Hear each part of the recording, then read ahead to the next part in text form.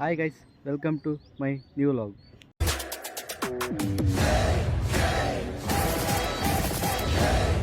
Guys, ಇವತ್ತು ನಾವು ಕೋಟೆ ಹತ್ರ ಒಂದು ಈಶ್ವರನ ದೇವಸ್ಥಾನ ಇದೆ. ಇದು ಭಾಳ ಜನಕ್ಕೆ ಗೊತ್ತೇ ಇಲ್ಲ.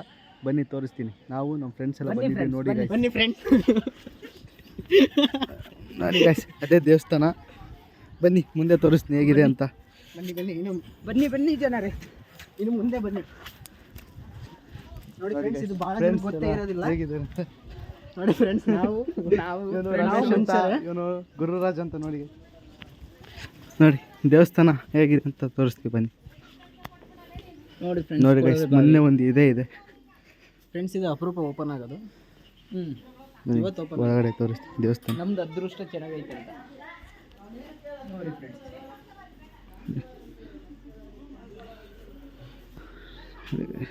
ದೇವಸ್ಥಾನ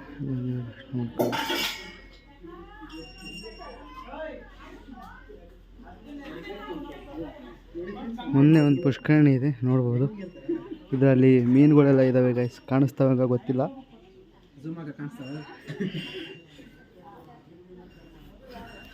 ಈ ನನ್ನ ಮಕ್ಕಳನ್ನ ನೋಡ್ಕೊಂಬಿಡ್ರಿ ಗೈಸ್, ನೋಡ್ಕೊಂಬಿಡ್ರಿ ಗೈಸ್. ದೇವಸ್ಥಾನ ಫ್ರೆಂಡು ಅಲ್ಲಿ ಕಾಣಿಸ್ತೀವಿ, ಅದೇ ದೇವಸ್ಥಾನ. ಇವತ್ತು ನಾವು ಬಂದಿದ್ವಿ, ಇವತ್ತೇ ಯಾರೋ ಬಡಿಯಾರು ಬಂದಿದ್ದಾರೆ. ನೋಡಿ ಫ್ರೆಂಡ್ಸ್, ನೋಡಿ ಗೈಸ್, ಇದೆ ಗೈಸ್. ಇದು ಕೋಟೆಯಿಂದ ಹೊರಗಡೆ ಇರೋದು. ಇದಾಸೆ ನೋಡ್ರಿ ಎಂಟ್ರಿ ಇರೋದು ಈ ದೇವಸ್ಥಾನಕ್ಕೆ.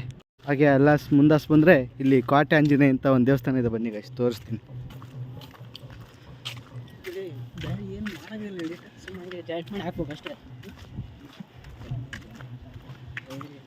ಗೈಸ್, ಟೂರಿಸ್ಟ್ ಟೈಮ್ ಆಗಿರೋದ್ರಿಂದ ಕೋಟೆ ಹತ್ರ ವೆಹಿಕಲ್ಸ್ ಎಷ್ಟು ನಿಂತಿದ್ದಾವೆ ನೋಡ್ಬೋದು ನೀವು. ಒಂದು ಸ್ವಲ್ಪ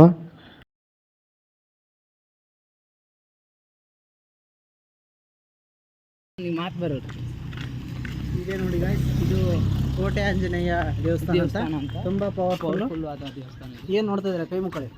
ಬನ್ನಿ ಗೈಸ್, ಹೋಗೋಣ.